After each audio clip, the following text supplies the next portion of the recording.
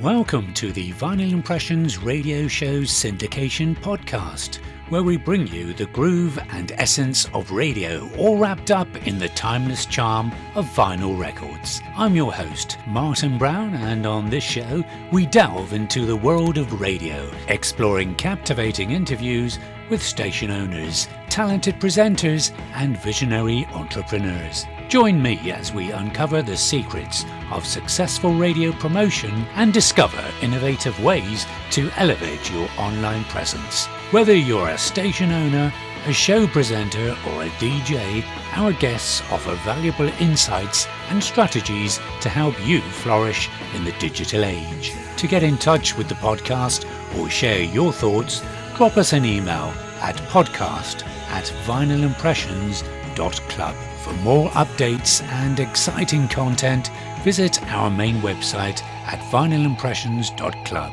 and connect with us on our Facebook page, Vinyl Impressions Radio.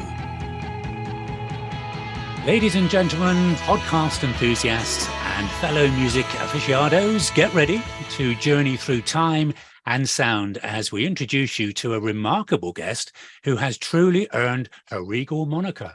It is with great pleasure, and we present to you a captivating individual who has taken the airwaves by storm and carved her own path in the world of radio and music. Affectionately known as the Queen of the 80s, please welcome Laura Balshaw. Laura, hello, and thank you for being our guest today. Hello, thank you for having me, Martin. It's an absolute pleasure to talk to you. Thank you very much indeed. Do appreciate it. Very welcome. And very welcome. First hospital radio presenter, which is what we're here for, really. Yes. And first female in the series, so well done to that. Yeah, that's good. Great to hear. Can I start off by asking you, please, can you share the story of how you got started as a hospital radio presenter at Chorley Hospital Radio in August 2002? Yes, it was. Yes. It's just 21 years. Yeah, I always did a bit of DJing when I was at youth club in the 80s, and always fancied doing something with radio. And it wasn't until I became a patient, actually, at Chorley Hospital. I was having an operation. I thought I was only going to be in for the day, and it turned out I ended up staying overnight. And I got visited by the hospital radio team asking for a request. And then I saw something in the paper that they were looking for people to do it as well. So I thought I'd really like to have a go at it. And I thought it's worth me having a go. So I got in touch with them, and they invited me in, and I did an interview.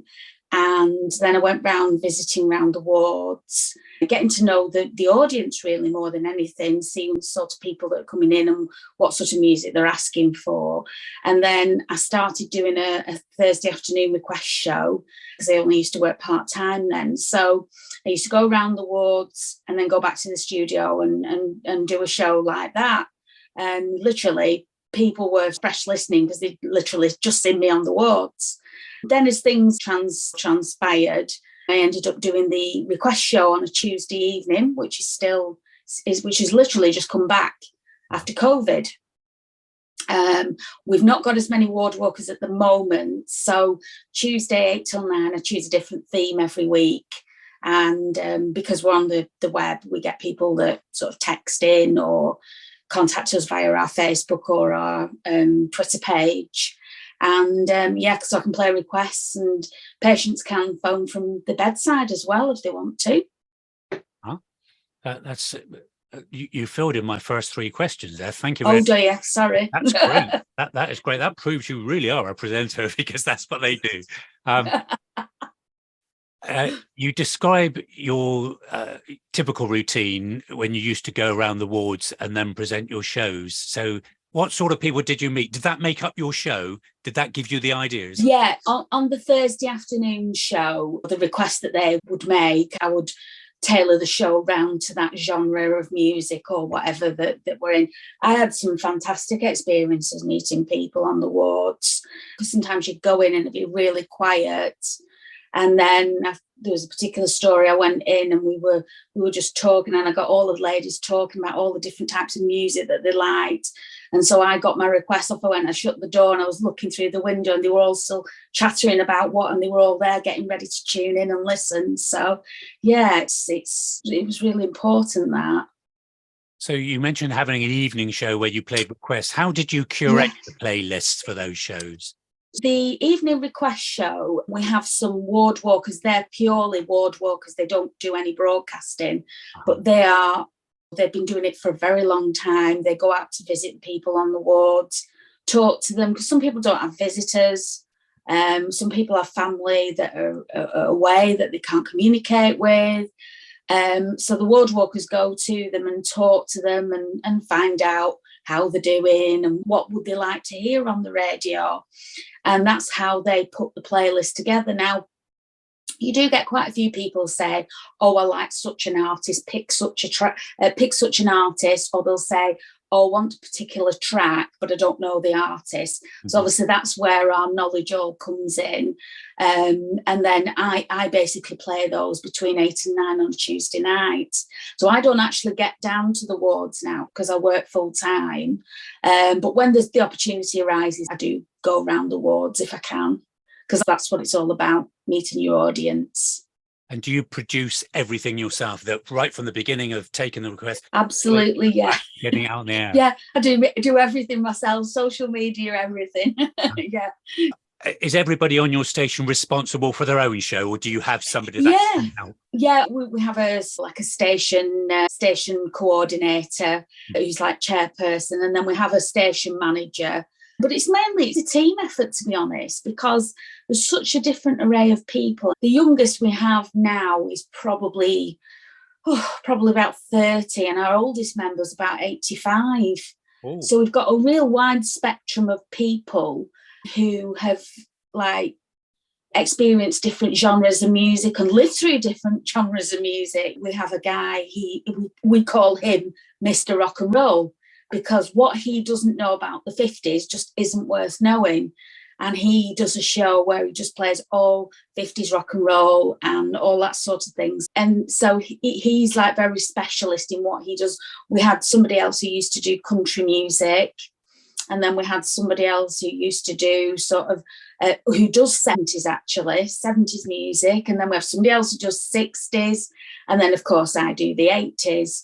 But we don't try to restrict it too much because, again, you've got to keep your audience interested. What about the audience share now? It used to be when you went into hospital, you had to tune into hospital radio. That was the thing. Now you've got competition where they've only got to touch a button or bring their own iPad in or something, and you're not getting listened to. Does that affect you, or have you got a good following? No, our listening figures are quite good considering, because the radio's free. If they tune into the hospital set, they only have to tune into channel 1, and it's completely free, 24 hours a day. And then they can phone the studio for free. We do get people that sort of ring in and want to speak to somebody. And then if they bring their iPad or whatever they bring in, again, we've just been fortunate enough, we've just developed our own app. Wow. That you can literally get straight onto the hospital radio, and it also links you up to all the social media as well. So if you're sat in bed listening to this show and you want to, you just press on one of the social media and it can get a message through to the team straight away. So it's absolutely amazing, really, because if I just go back a little bit, so when I started hospital radio, it was just in the hospital. Mm-hmm. And they were still using the headphones that you see in the Carry On films. Oh, right, yeah. They were still using those. Wow. So that's how much it's come on in such a short space of time.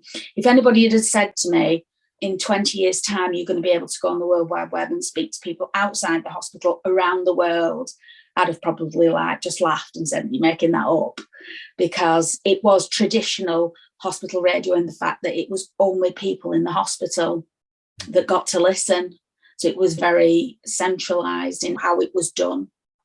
It's good how you've changed with the times, because I know of hospital radio stations that refused to go online. They said, no, it's strictly we're going to stay faithful to our hospital listeners and the local community. But they were getting squashed out of it. And the hospital radios had to compete with internet radio stations, which have grown and grown. Did you find the transition smooth, or did you just naturally fall into it? Once we got going, which was 2016, we've never looked back. Because, like you say, you attract an audience from outside, but you also attract people who are still coming in as patients. Our demographic for Chorley Hospital is quite old in the fact that a lot of the patients are elderly. So some of them don't have iPads, so they'll still use the headsets. And it's also the fact that we have people communicate from the outside that say, oh, my such a body's in such a ward, will you play them a track and give them a mention that I've sent them a message? So we're a communication in and a communication out as well. So it's good. So yeah, once we started in 2016, we've never looked back. That's good. Have you ever been tempted to go further afield? I know I personally am looking at starting my own radio station. It's so easy to do now. You literally just from your own desk at home with a bit of kit, you can broadcast with your own show, doing your own thing. Yeah. Have you ever attempted to go away from hospital radio or do something else different? Yeah, no, when COVID hit, obviously the studio was closed. We're really lucky because we've got two guys that are really hot on the technology, and they were able to get it so that the 24-hour system played, and then when somebody wanted to go live from home, they could just do a transfer over. Don't ask me how they did it because that was beyond my capabilities. And yes, I did actually get like a mixing desk and I got a microphone, but just time ran away with me. And I know we were at home and everything, but I was actually still working full time. And then I had other responsibilities. I didn't do it from home, but we had quite a few presenters that did. And then we had pre-recorded shows that went out. And so the station carried on all the way through the pandemic for anybody who wanted to listen. Nice. And it worked really well. Yes, I do get asked to do things, but I always gravitate back. I did something for a local radio a few years ago, a community station, and they said, and I was like, hospital radio, I always gravitate back to whatever happens. So do you find in several of the people that I've spoken to already, there's the presenter with the ego, and they wanted to go onto the station because I'm a DJ, look at me. Any of those? Have you come across any of those? Yes, we've had a few over the years that have been there, and they don't last because that's not what the ethos of hospital radio is. It's about caring about people, and a lot of us use it for our own benefit as well, to reach out to people and for them to reach out to us. Yeah, you do get those occasionally. I've heard some fantastic anecdotes with people and how they always get their comeuppance. Yeah. So I was going to ask you, what do you think attracts people? Because like you say, you've got a 30-year-old and an 85-year-old. What attracts people to do it? What makes them want to do it? And they're so happy doing it, aren't they? Yes. Yeah. Like I said, when I started, and we've tried to keep the same sort of format, really. When somebody comes, the first thing, they don't go in the studio and start broadcasting. They have to go out to the wards and meet the patients. And to be honest as well, we get a lot of support from the staff. Because the staff are very good. Because for them, it's a lifeline for them, because they can get somebody nice and settled, listening to something. They can move around, give patients all the attention they need and so they love it. They're always asking, why isn't it piped through the hospital so that they can hear? Or sometimes they'll in a ward, because there's a bay, there's probably 4 or 6 beds, they'll put it on speaker so everybody can hear. We get a lot of support from the staff, the porters as well. They're really our studio is a purpose-built studio next to the porters, and they look after us really well. So yeah, so I think it's the fact of it is like a family. It's a family though. Sometimes you don't see people from week to week. Like I won't see anybody when I go in tomorrow, but there's always people around in another way on social media, and we're all always all connected. Yeah, I noticed the nickname Queen of the 80s is quite catchy. How did your passion for 80s music develop, and how did you decide to incorporate it into your radio persona?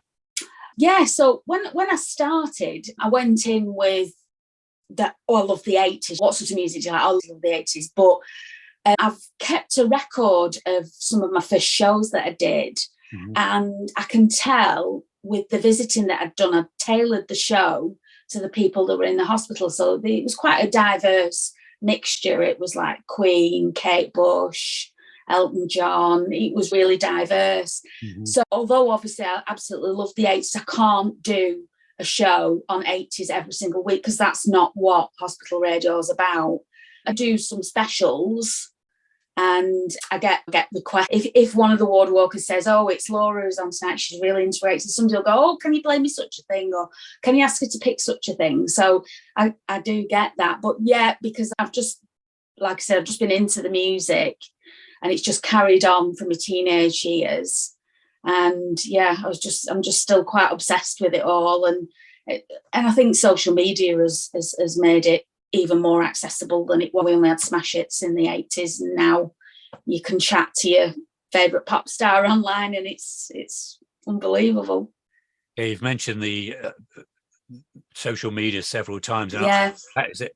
Although some people can't stand it, I think it's great for something that we're involved with, because absolutely are there. You just have to put yourself in front of them, and you've got to put yourself a show, haven't you, really? Yeah, absolutely, yeah.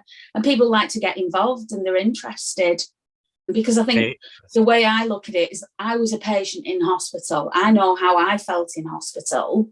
I was lucky I had family, and but some people don't. And it's a lifeline, really. So I think some people do put themselves in that in their shoes, as I said. How would I feel if I was in hospital? It'd be nice to have somebody to listen to and was playing music that picked me up, sort of thing. With over, I know, 8,700 Twitter followers, I know, clear that you've built a strong online presence. Yes. So you've already touched on this, but how did you manage to grow your social media following, especially to the context of your love for the 80s music? That's a very good question. Like I said, I just found Twitter. I know it's called X, but it'll never be called X in my book. It's always going to be Twitter. It was the fact that you could communicate with, you could say thing, and then you would get, "Oh, I remember this," and "Oh, do you remember this?" And it just grew like that.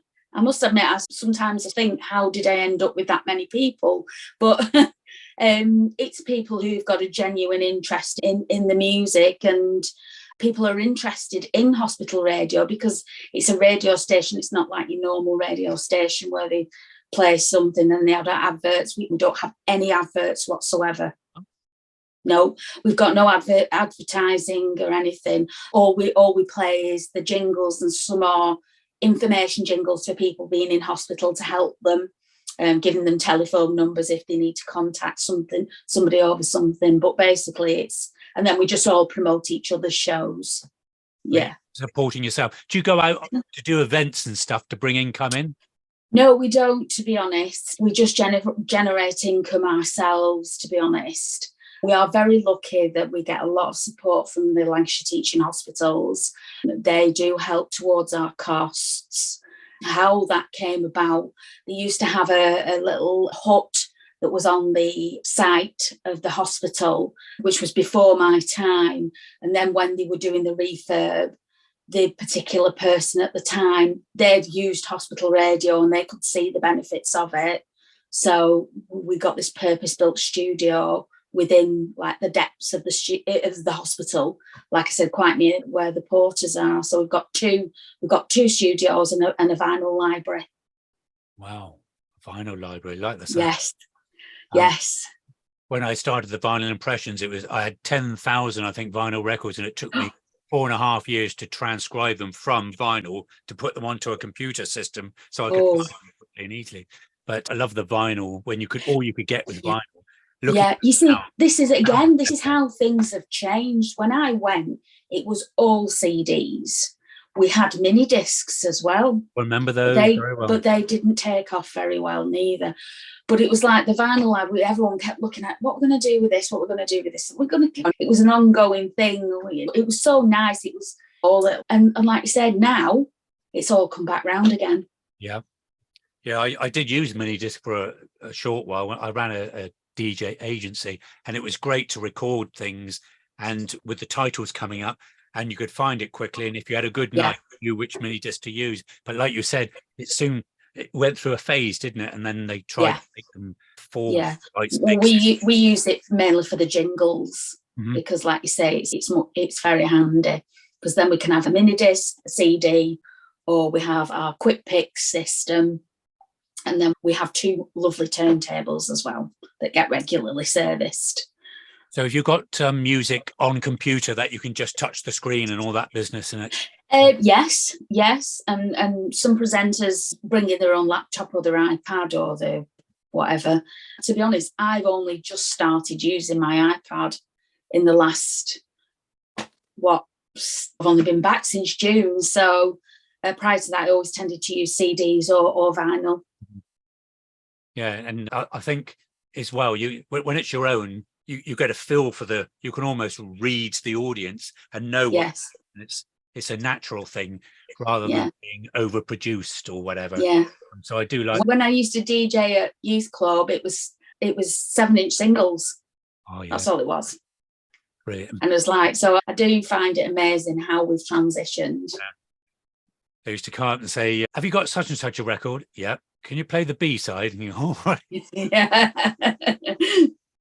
There we go. So interacting with 80 stars and even getting voice messages. Yes. That sounds incredible. Could you share some memorable interactions or experiences you've had through your online presence? Oh, in particular, Martin Kemp of Spandau Ballet. He was one of my first followers, actually, when I was on Twitter. And he's really into the hospital radio ethos. He really gets it. He was ill for quite a while and he was in hospital, so he understands the ethos behind it. And he's recorded quite a few voice messages for the hospital radio. He's even tweeted in, "Can you play such a record?"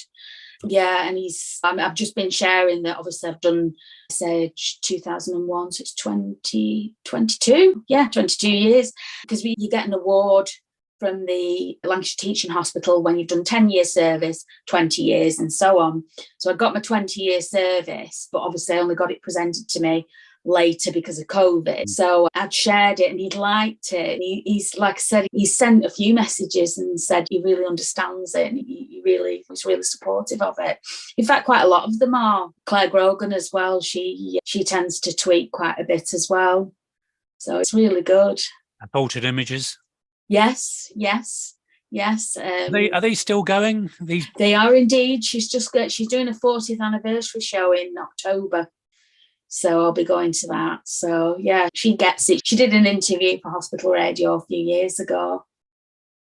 Can you give us any insights you gained from talking with such an established artist?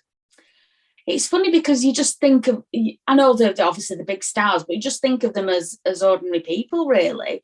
And they're all very down to earth. I've met loads of different 80s stars, and sometimes the first thing I say is, "Oh, I'm Queen of the 80s" on Twitter, and they go, "Oh yeah, I know, oh, that's who you are, yeah," and they'll sort of recognise you. And every time I see Martin Kemp, he always says, "How's the radio going? How's it going? What have you been doing?" And he always asks. Oh, that's brilliant. And when they do the voiceovers, so many people just pinch them from somewhere, but make them fit in with their station. Yeah. Their voice, "Welcome to," and they put their station. Yeah. It's genuine. They really did. It is genuine. Yes. Yes.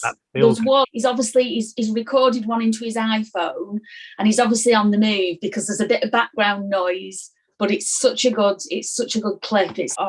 You couldn't pay to get that. You really couldn't. Love that.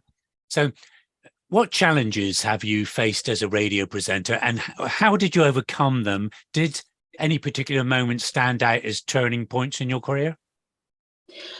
COVID has been a big thing because literally we shut the doors whenever it was in March 2020, and it was a long journey to get the studio back open because obviously hospitals were probably one of the last places where they were still using masks and all that sort of thing. So that was quite tough because just trying to overcome the health and safety and the risk assessments to get the studio open. But we managed to get it done, and we opened again in June 2023. So we've only literally still in its infancy, really. So it's trying to get back the routines that we had before, people going around the wards. We have one gentleman that does every Sunday, and he goes around the wards and then he does his show. So it's slowly coming back. But I think that was definitely, in fact, it was funny because I was in last week and there was somebody in with me because he was checking the equipment for when he did his show.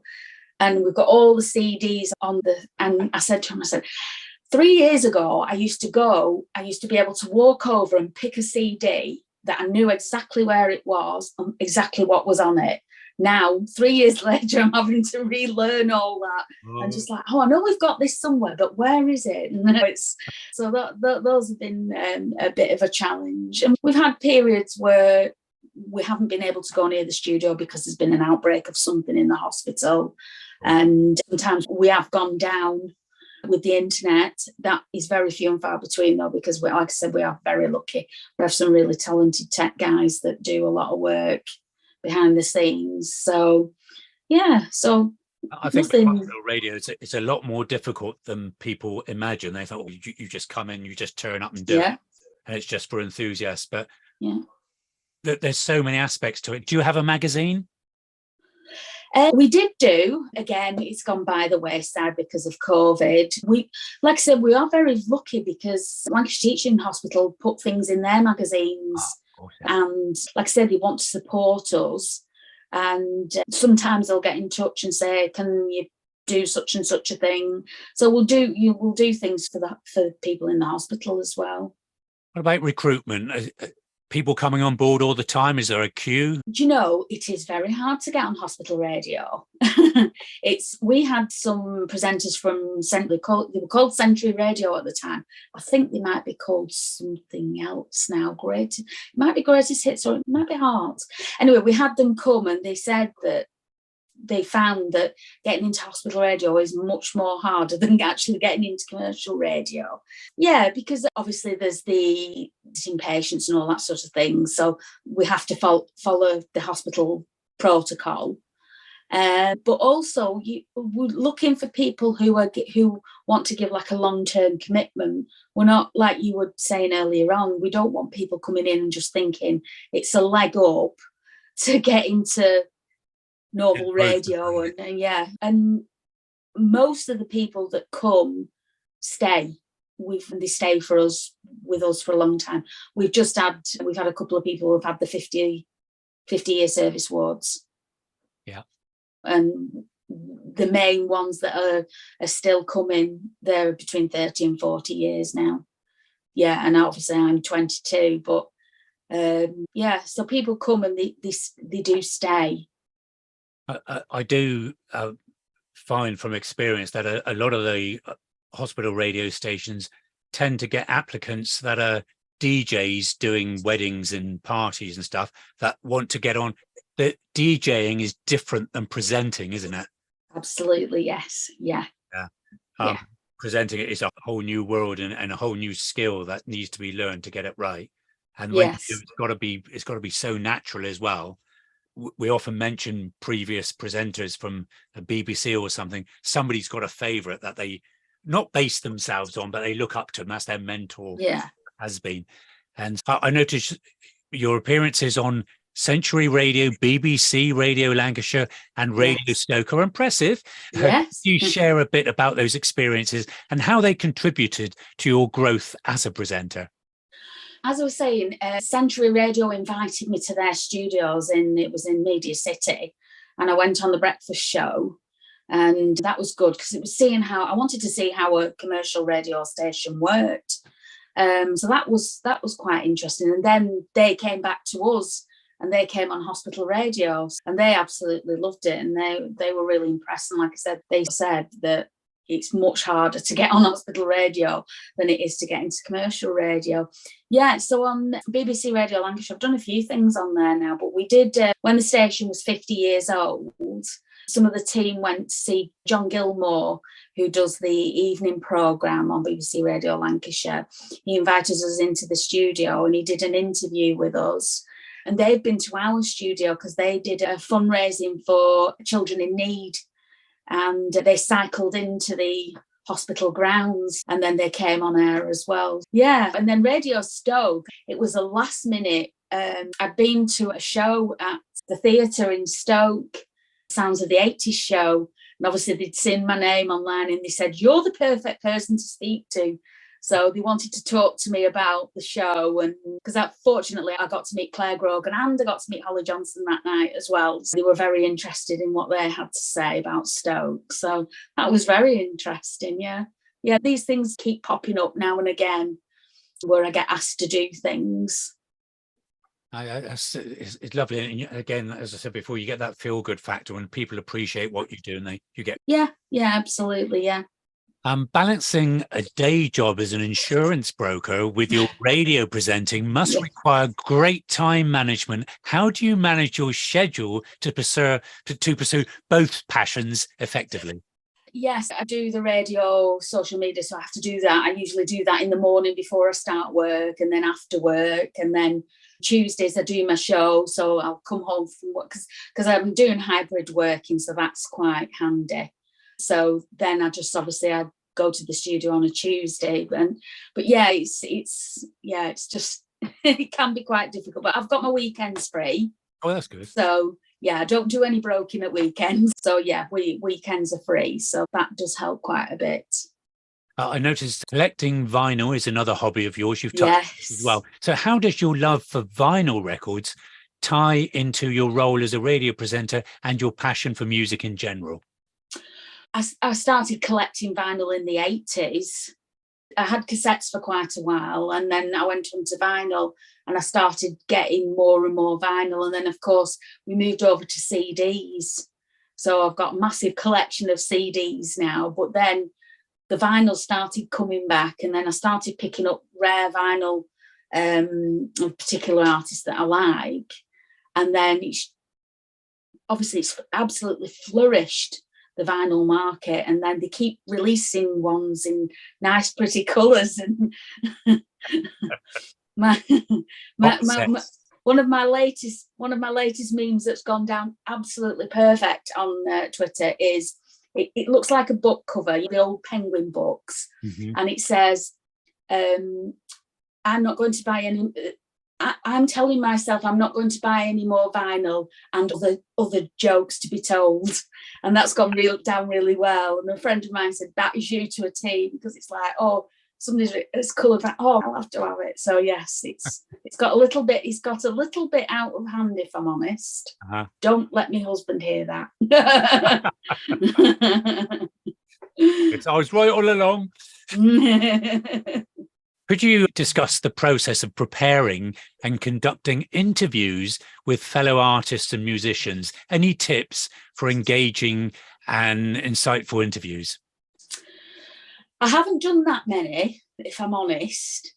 But like I say, the ones that I have done, it was like when I did the one with Claire, I said, this is going to be not like any other interview that you've had before, because I said it's like, obviously, when the press do it or TV or whatever, they seem to ask the same thing over and over again, or they go over the same old ground, whereas I like to ask them stuff that perhaps nobody else would ask them about, a particular record that they did or something that they're interested in. Or like when I did it with Claire, she was in her kitchen, she had a dog barking, she had a daughter sat there eating a bag of crisps, and she had a husband, which her husband was the original guitarist in Altered Images. He was doing the washing up. So it was like, I said, oh, don't treat it as an interview, just treat it as a chat with an old friend sort of thing. I said, and I'm the old friend because you don't look old enough, because she looks fabulous for her age. So we just talked about all sorts, and she started telling me about the new album, and none of this had gone out anywhere.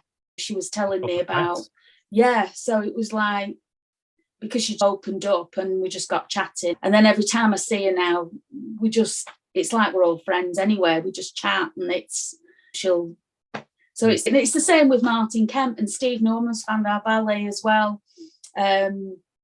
They're just like, we just chat to them. And Steve again, he's interested in hospital radio. He's a big advocate for it. He's recorded for us as well. And so it's... You do speak to a celebrity, a true celebrity. You think sometimes that their eyes glaze over and you think, oh no, they're bored. So saying asking something different or being something different must be a real thrill for them, isn't it? Yeah. And I think you get more out of them when you do that, rather than just what's your favorite color and what do you think of your biggest hit now. Yeah, that's it. Yeah.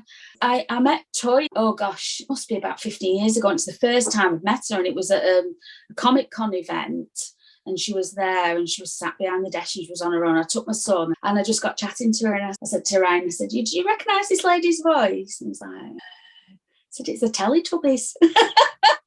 And she was laughing, and then we got talking about living in Birmingham. She was talking about Duran, and then we got talking about a particular song, and it was obvious somebody had never asked her this before, because she was like, oh, and she was like, she was really putting the thinking cap on, and it's just how you approach it, I think. Oh, it's wonderful, and no wonder you've got such a big following. So radio has evolved significantly over the years. How have you adapted to changes in the technology and audience expectations while maintaining your unique style? Oh, like I said, when I first started on the hospital radio, it was literally CDs, mini disc, that was it. It would just go out through the hospital. Then obviously it's evolved with the fact that you can use your own laptop and there's computers, and I've been quite late to that, if I'm honest. I still like the traditional using the CDs and that sort of thing, but I do like to mix it up by using sound clips and stuff like that, which is stuff that I wouldn't have done before. So yeah, I've had to move with the times a bit. As for audience, yeah, if I'm doing a request show, it's whatever that patient wants, even if it's a band I don't like or it's a song I don't like. Doesn't even come into it, because it's important that you play what the patient asks for, or someone who's outside the hospital even. So yeah, because that can be challenging at times, playing something that you don't particularly like and introducing it and saying something positive about, but it's just what you do. Is there anything you wouldn't play, like The Suicide is Painless by MASH? And all yeah, there are quite a few hospital radio songs that we don't play. Yes, that's probably going to be one of them. There's a really good 80s song that I like that's very popular, called I Just Died in Your Arms Tonight by the Cutting Crew. Oh, yeah. We decided that's not suitable. The Jam, The Bitterest Pill, Stairway to Heaven. But we do get asked for these things occasionally. We get asked for My Way a lot. Now the End is Near. One of the most requested. Yeah. In fact, in the year 2012, I did a countdown of the most requested songs on Chorley Hospital Radio, and My Way was at the top. Yeah. It's a brilliant song, isn't it, though? Absolutely. Yes. And then we have patients that will ask for a Christmas song in July, and we'll play it. Because if that's what they want, they've come up with a reason. Is there a genre you won't touch, so like punk rock or rap? We'll play it as long as it is suitable. There are some rap songs that are suitable, very few and far between. But yeah, no, nothing's really off limits. Instrumental. We do get asked for classical quite a bit as well. So we've got quite a nice selection of classical. Have you got niche shows for each niche? Yeah. Are live shows all the way through? Have you got syndicated shows? Yes, we have syndicated shows. We have, like I said, we're on 24 hours there, 7 days a week, 365 days of the year. On our website, it gives you an indication of what is on. And some of the pre-recorded shows are particularly timed. Like we have a love song show that's on 11 o'clock till 12, which is like more quieter music. And then there'll be like a meditation hour of music. And then we have what we call a mystery hour. And then, so that's on in the afternoon, and that's pre-recorded shows, but they go in a loop. They can be played once, and then they can be played again in a few weeks, and it mixes it up. Then on a Sunday morning, we used to, in fact, only up until before COVID, we used to have a church service every Sunday for the patients to listen to. We've had to change our strategy with that, so we do hymns now, because it was getting a bit complicated it was coming from the same church, and other churches wanted to be involved. And so we said the best way is to just keep it generic and just have hymn music. But that's every Sunday, and that's very well received. Right. So you have your religion, and yeah, you have a rock show, do you? Yes, we have. Like I said, we have a wide variety of different stuff. Like, so we've got a new show. We've got one that's where he's doing all American music. Mm-hmm. So that's a new show. We had a show on a Saturday that was all vinyl from start to finish. So who decides this? Is there somebody that do you get together, or does somebody just say this is what we're going to do? Yeah, no, everybody. It's quite free in the fact that people put ideas forward. And then if we can fit it in, we'll fit it in. Or, for example, the love song show, he works away, so he pre-records everything and sends it in. So that works, and he has a show going out Monday to Friday. And he has to time that so that it fits. Yeah, exactly. Yeah, but no, nothing. We're very open and try and let everybody do what they want, really, and that will fit with the ethos. That's fantastic. So for radio station owners creating a dedicated fan base, that's crucial. What strategies have you employed to connect with your audience and foster listener loyalty? We started off with our Facebook page, and we had that right from the beginning. So we had a lot of people join that, and people join in the area, and then it's spread, because then individual presenters then promote themselves, and then get their sort of people to like our Facebook page. And then we went into the Twitter and the Instagram a few years ago, and that seems to work quite well. Book, I find, is you make a statement and then that's it. Whereas with the Instagram stories or the Twitter, you can start something and then it can roll from there. Like on a Tuesday night, I've got access to my own and the radio one, so that the conversation will roll between 8 and 9. Uh-huh. So as someone who's passionate about the 80s, how do you infuse nostalgia into your radio shows without losing touch with contemporary trends and interests? Yeah, to be honest, this is the thing. I don't do 80s all the time, because I know it's not what people want to hear all the time. Although, obviously, some of my followers are into the 80s, they also have a wide variety of music. So if I'm doing the request show, will be determined by who's in the hospital. But then I can play additional tracks, and I can gauge it from the playlist, the type of people that are in and the ones that I can add to. I do, like I say, I do some specials, 80 specials. I've done Christmas Eve every year, bar 1 year, I think, because I got snowed in.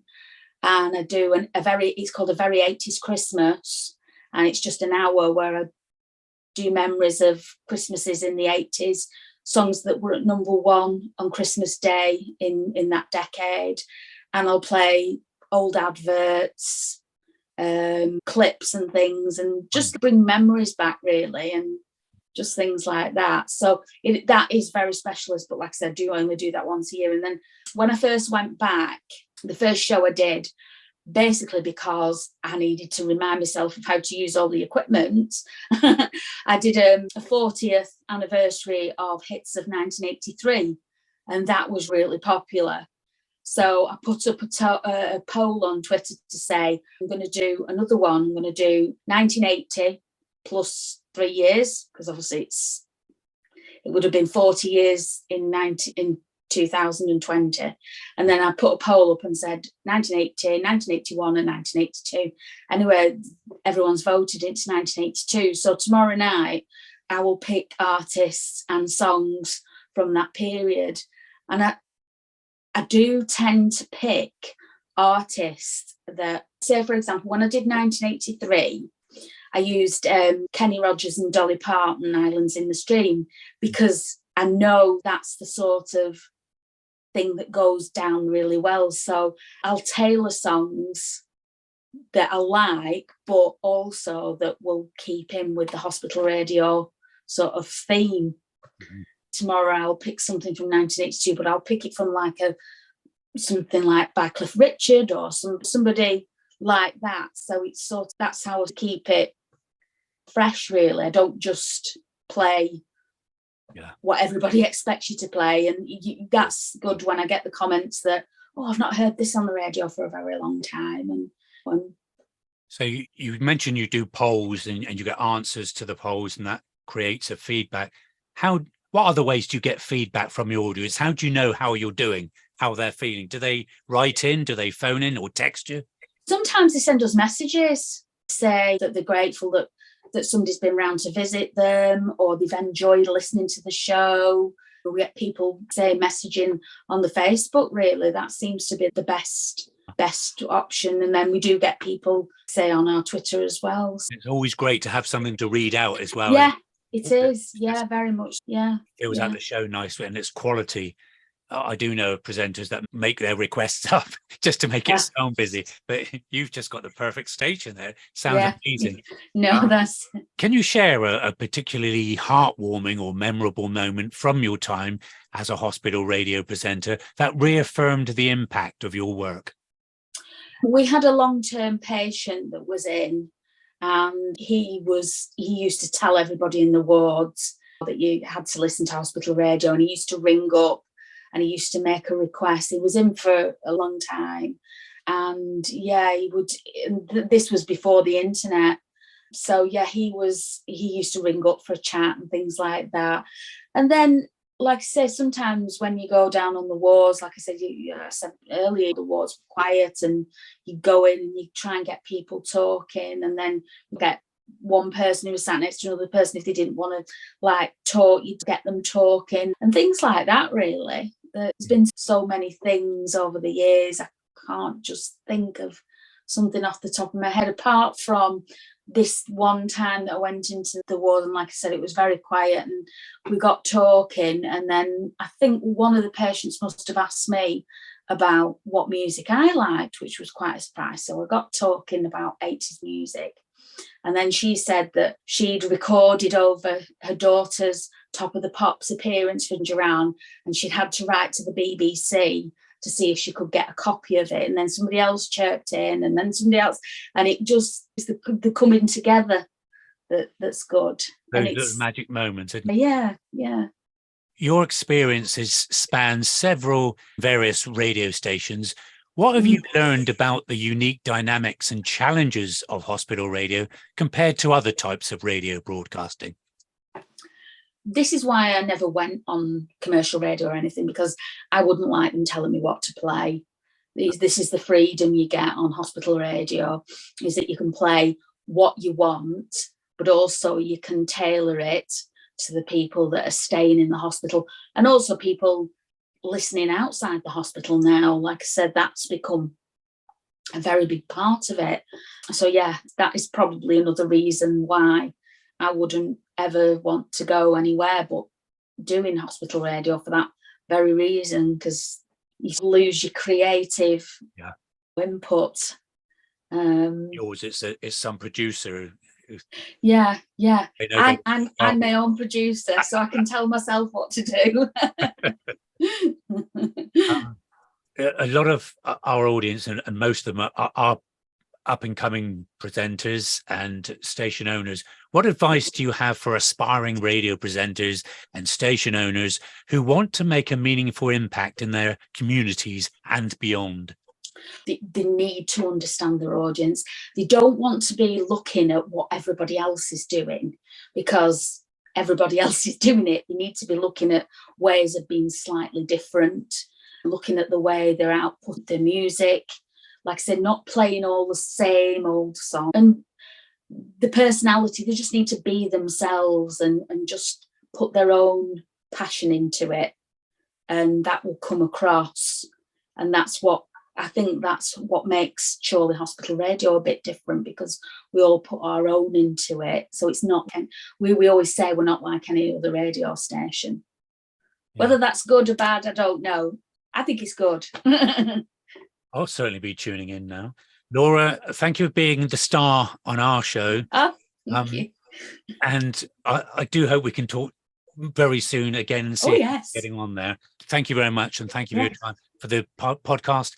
And I can't wait until this gets out to the world, because you've just given us the most amazing insight into hospital radio. It's not dying. You. People say it's dying off.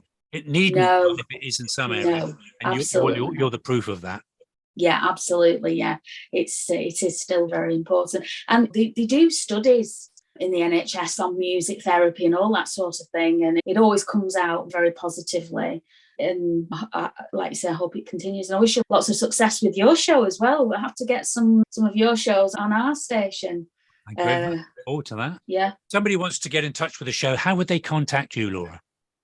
We have our requests at chrweb.org.uk. That's probably the best one that comes through to the studio, and quite a few of us get to that email. So for anything, basically, people can get in touch like that.